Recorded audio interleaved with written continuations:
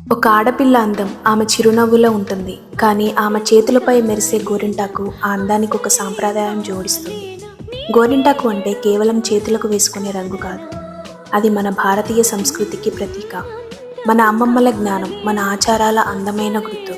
ముఖ్యంగా ఆషాఢ మాసంలో వర్షాలు మొదలయ్యే వాతావరణం చల్లబడే సమయంలో శరీరంలో వాతం, కఫం పెరిగే అవకాశం ఉంటుంది. అలాంటి సమయంలో గోరింటాకు శరీరంలోని అధిక వేడిని తగ్గించి మనస్సుకు, శరీరానికి చల్లదనాన్ని అందిస్తుంది. అరచేతులకు, అడుగులకు గోరింటాకు పెట్టుకోవడం వల్ల నాడీ వ్యవస్థ ప్రశాంతమయ్యి అలసట, ఒత్తిడి తగ్గుతాయని పెద్దలు చెప్తారు.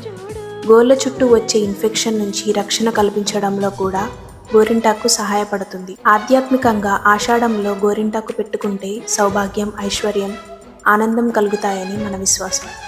అందుకే కొత్త పెళ్లి కూతురు పుట్టింటికి వచ్చి అక్కా చెల్లెలతో, స్నేహితులతో కలిసి గోరింటాకు పెట్టుకోవడం కేవలం ఆచారం కాదు, అది ప్రేమను, బంధాలను, ఆనందాన్ని పెంచుకునే అందమైన సాంప్రదాయం. గోరింటాకు ఒక రంగు కాదు, ఒక అనుబంధం, ఒక ఆరోగ్యం, ఒక సాంప్రదాయం, ఒక భారతీయ భావోద్వేగం.